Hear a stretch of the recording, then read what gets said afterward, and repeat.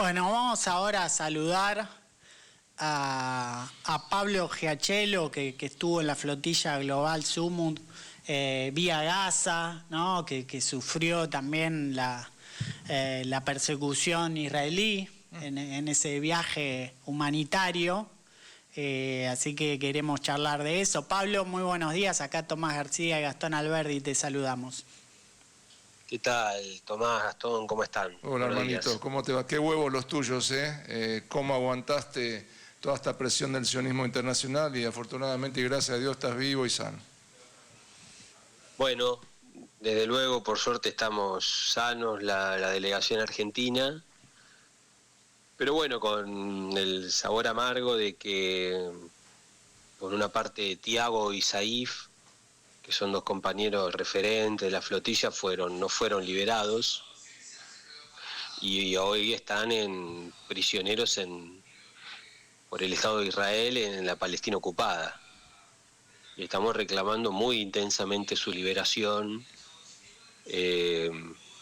Son dos compañeros muy importantes y bueno, esto es un intento de amedrentamiento no solo contra ellos, sino contra el conjunto del movimiento, pero que de ninguna manera retrocede, ni arruga, ni nada por el estilo. Recién estaba en contacto con Ramiro, un compañero que es periodista de Enred, que fue parte también de los 12 compañeros argentinos que fuimos, y compañeras y compañeros argentinos que fuimos parte de la delegación, y que mañana van a estar embarcando. La misión continúa, Claro. por aguas griegas hasta Turquía y de Turquía a Gaza. Vamos a ver si va a haber nuevas interceptaciones, lo veremos, pero bueno, la misión continúa y bueno, eso también nos pone contentos de que esto sigue. ¿Y cómo están los compañeros? ¿Han sufrido algún tipo de tortura, amedrentamiento, de resolución con respecto a todo esto? Bueno, sí, desde luego, Tiago y Saif en particular, pero todos los compañeros en general. Yo creo que hay que ser muy contundentes en esto, que hoy el sionismo, el Estado de Israel, es la expresión más clara, más nítida del fascismo en el siglo XXI. Totalmente. Y lo más cínico de todo es que se lleva adelante una política fascista en nombre de un pueblo, que es el pueblo judío, que sufrió un genocidio a manos del nazismo en el siglo pasado. Así, y que ahora aplican esas mismas medidas en contra del resto contra del otro pueblo, lógico, y en particular contra el pueblo palestino. Es un nivel de cinismo completamente demencial. Y entonces realmente las detenciones son duras, métodos de tortura, vejaciones, golpizas, abusos de todo tipo y color. Naturalmente a los compañeros que los mantuvieron detenidos con mayor saña, por ser referentes y voceros, más bien de conjunto de la flotilla. Ahora, si uno compara lo nuestro, es prácticamente un botón de muestra de lo que sufren los palestinos que están detenidos en la Palestina ocupada. Porque vos tenés a 9.500 palestinos que están secuestrados por el Estado de Israel, la inmensa mayoría de ellos por el simple delito entre comillas, de ser palestinos. Muchos de ellos, niños, adolescentes. Cuando hablamos de que acá hay un genocidio, nos referimos a esto, nos referimos a que luego de que se firmó el plan de paz en octubre del año pasado, ese plan de paz trucho impulsado por Trump, 800 palestinos fueron asesinados por el sionismo en Gaza. El 63% del territorio de la Franja de Gaza sigue ocupado por Israel. Y esa línea amarilla progresa todos los días. Claro. En Gaza no ingresa la ayuda humanitaria. Incluso los gazatíes no tienen ni siquiera derecho a pescar en su propio mar. De terror. Esta es la situación. Los campos de refugiados están inundados de ratas y de infecciones de todo tipo. y muchísimas muertes se producen que son por enfermedades curables que no pueden ser curadas justamente por la carencia de insumos y porque todos los hospitales de Gaza fueron destruidos por los bombardeos del sionismo. Claro. Esto es lo que fuimos a denunciar nosotros. Esto es lo que queremos poner de relieve.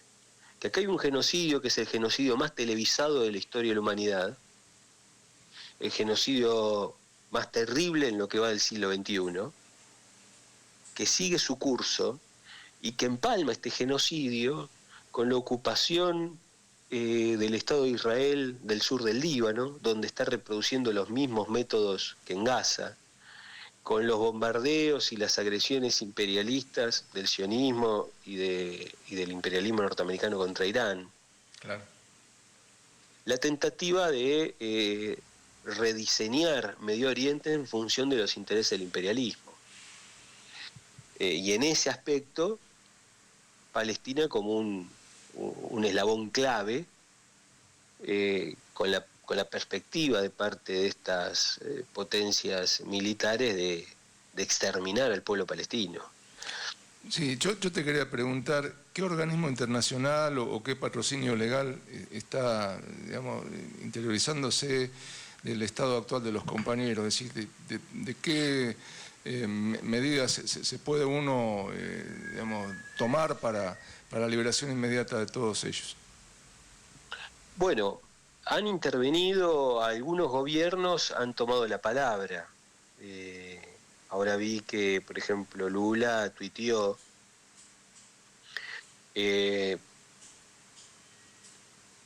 algo dijo Pedro Sánchez. Lo que pasa es que después el canciller español no fue a visitarlo a Saif, porque Saif, hay una hazaña particular contra Saif, que es uno de los dos detenidos, ¿no? Saif y Tiago, porque Saif es palestino. Claro. Nació en un campo de refugiado palestino, pero bueno, tiene también nacionalidad española. Sí, señor. Pero el canciller español no fue a visitar a Saif en Israel. Uh-huh. Entonces acá está. ¿Y cuál es el problema de fondo? La colaboración de la Unión Europea con el Estado sionista, porque fuimos detenidos a 700 millas de Gaza. 700 millas es el equivalente a 1.100 kilómetros, o un número por el estilo. 1.100 kilómetros en las cercanías de aguas griegas, y el Estado sionista no puede hacer lo que quiere en el mar Mediterráneo si no es con el visto bueno de la Unión Europea. Totalmente. Y la Unión Europea deja que esto pase y actúa en complicidad y en connivencia con el Estado sionista, porque lo que por sobre todas las cosas quiso evitar la Unión Europea es que la flotilla global Sumud cumpla una de sus misiones fundamentales, que era redespertar, que reverdezca la movilización de los pueblos europeos y del mundo en solidaridad con Gaza, que tuvo un pico muy alto en septiembre y octubre del año pasado, pero como consecuencia de este plan de pastrucho hubo un cierto reflujo del movimiento. Pero como expliqué recién, el genocidio continúa y por lo tanto es necesario que ese movimiento reflote, se ponga otra vez en acción. Y ese fue el objetivo y es el objetivo fundamental de la flotilla global Sumud. ¿Ustedes hicieron algún tipo de solicitud a Cancillería Argentina? Bueno, sí, lo de la Cancillería Argentina es una vergüenza. Para evidenciarlo, por supuesto, esto lo digo con mucho sarcasmo. Ya lo tengo clarísimo, porque nosotros tuvimos 36, 40 horas detenidos en una prisión, en un buque militar del sionismo, donde nos negaron agua, comida, hubo golpiza de todo tipo. Pero luego somos entregados a la policía griega, donde tampoco nos dieron comida, tampoco nos dieron agua, y trataron de evitar que lleguemos al aeropuerto. Hicimos una movilización hicimos una protesta al interior de la prisión, reclamando agua, comida, abrigos y medicamentos, y por sobre todas las cosas que devuelvan a los compañeros que estaban, a 6 compañeros que habían sido separados de los 184 que habíamos sido detenidos, que no sabíamos en qué estado estaban. y luego en Creta hicimos una movilización cuando la policía griega no nos dejaba llegar al aeropuerto.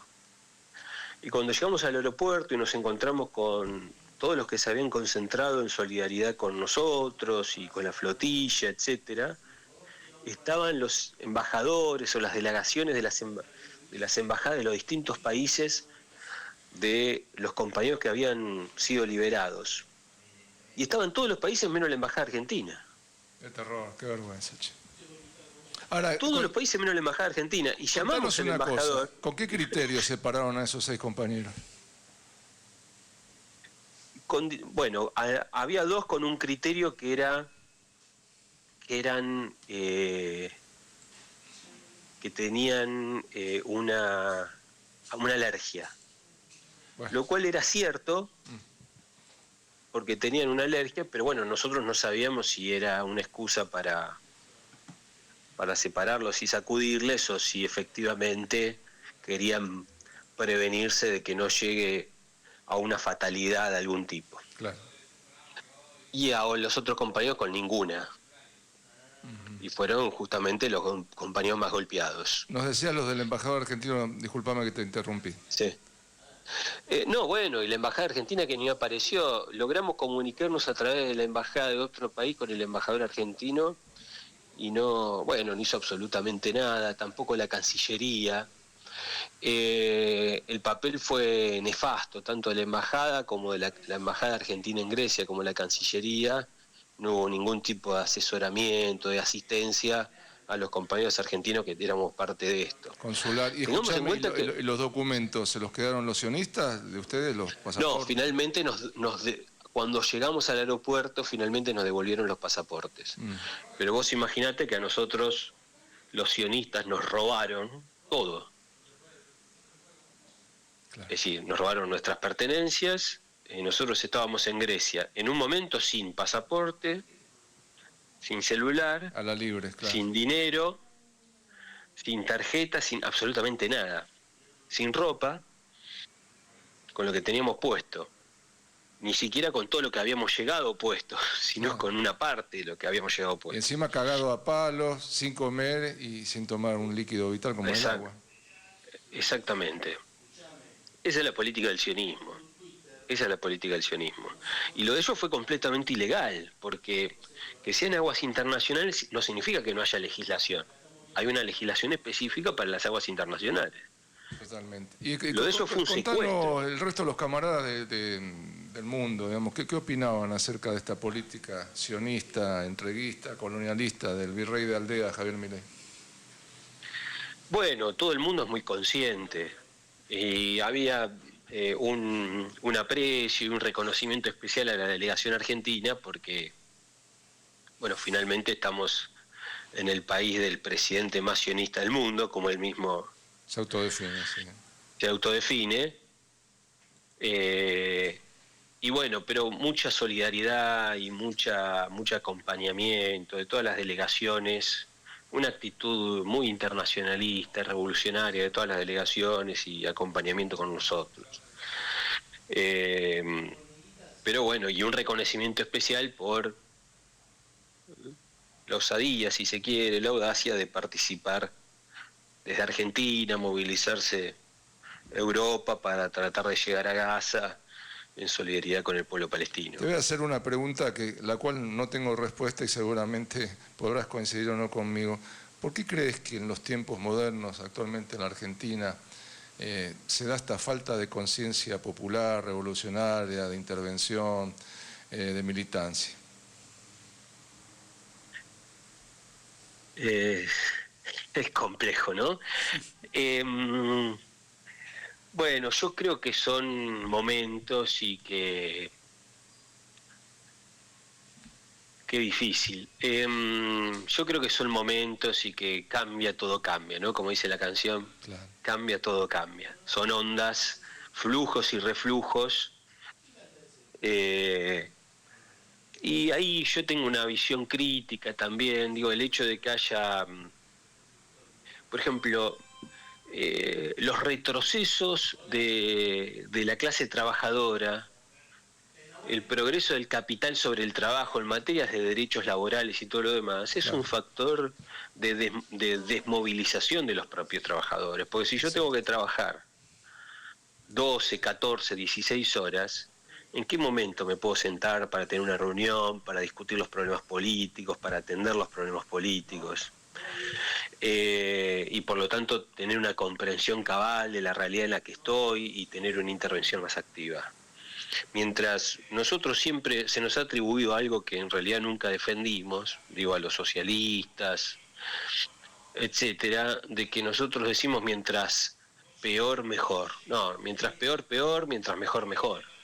Mientras mejor está la clase trabajadora y más derechos tiene, más condiciones tiene para crecer políticamente, para formarse, para ser consciente de los problemas políticos e históricos que afrontamos, y eso es positivo. Y mientras peor estamos en condiciones económicas, peores condiciones tenemos para abordar esos problemas fundamentales. Sí, yo te lo decía porque es difícil a los que estamos obviamente cercanos a la gente que más sufre, que menos tiene, arar en un pedregal, ¿no? Vos tirás la semilla y en su puta vida puede crecer o no, ¿no? Tal vez por algún aluvión de tierra y agua, pero esa pregunta me la hago todas las noches antes de irme a dormir, ¿no? ¿Qué está pasando con nuestra sociedad? ¿Qué ha pasado desde el advenimiento de la democracia?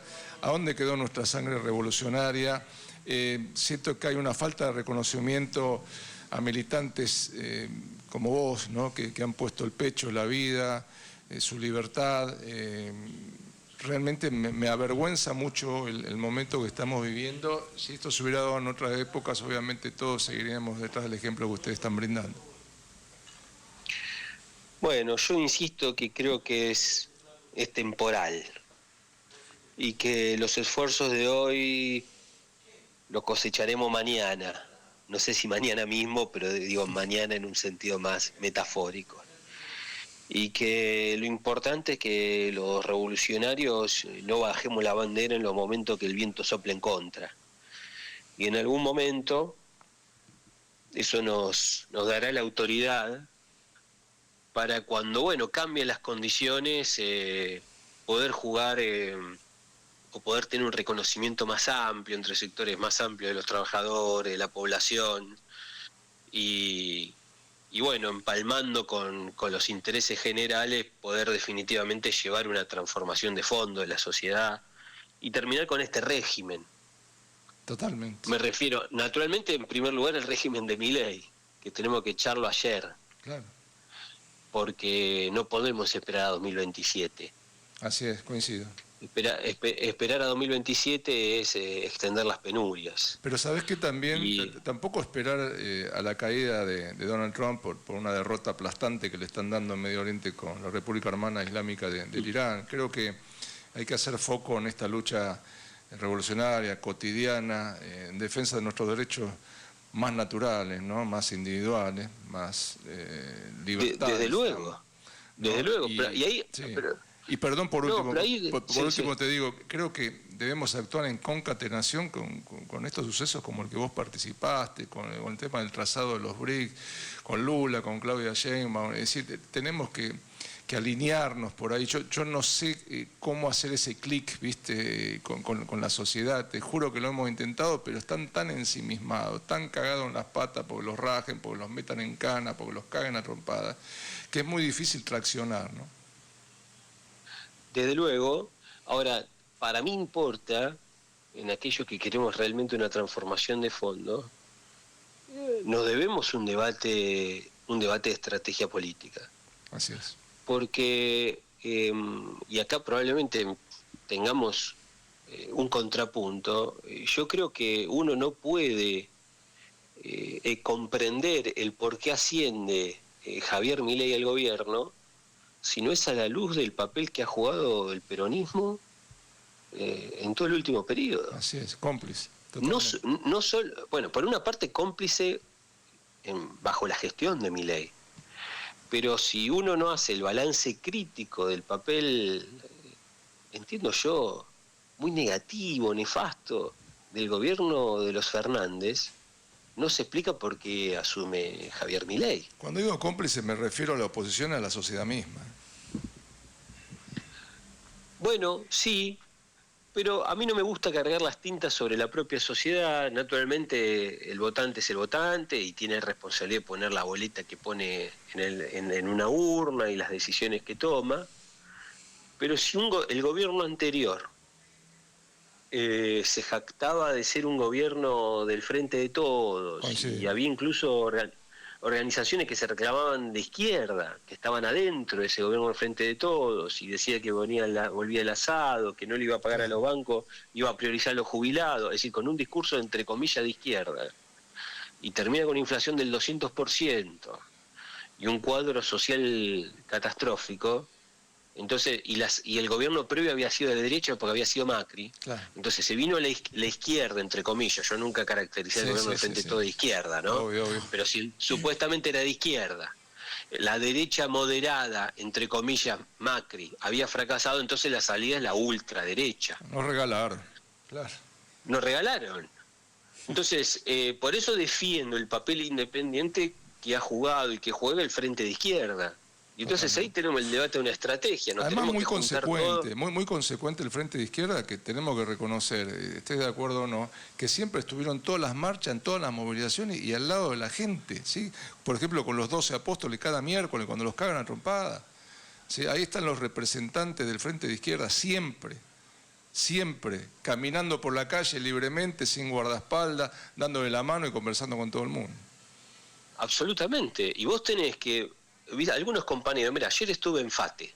Yo sigo muy de cerca la lucha de FATE, tengo mucho contacto con los compañeros del SUNA desde el 2020. Y muy comprometido también la lucha del SUNA en 2022, la gran huelga. Tengo mucho aprecio con los compañeros. Me siento uno más con ellos cuando en las peleas, etcétera, y ellos me seguían de cerca cuando me fui. Y entonces ayer ellos muy interesados en cómo me había ido y qué había pasado y que les cuente. Acá el peso del sionismo en Argentina es muy fuerte y entonces nuestra responsabilidad en participar en acciones como esta, en apoyo al pueblo más golpeado, más hostigado del mundo hoy, que es el pueblo palestino, es también introducir en un sector de los trabajadores la conciencia de que esto nosotros no lo podemos dejar pasar así nomás. Totalmente.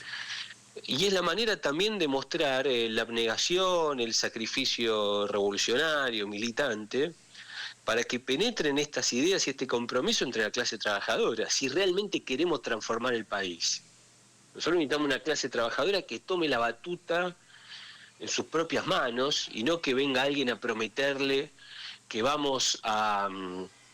alguien dice, bueno, votame a mí, todo se va a resolver. Quien diga eso está mintiendo, porque acá para que la Argentina salga adelante necesitamos a la clase obrera, totalmente, a la clase trabajadora, te pido una disculpa, poniéndose al frente. Pero tengo el reloj arriba que me está diciendo que ya va a terminar el programa. Te paso con Tomás para que nos despidamos. Dale. Muchísimas gracias, camarada. Dale. Muchas gracias, Pablo, por toda esta comunicación, por todo lo que pudimos charlar con vos. Y bueno, seguramente te tendremos en algún otro programa para seguir debatiendo estos temas.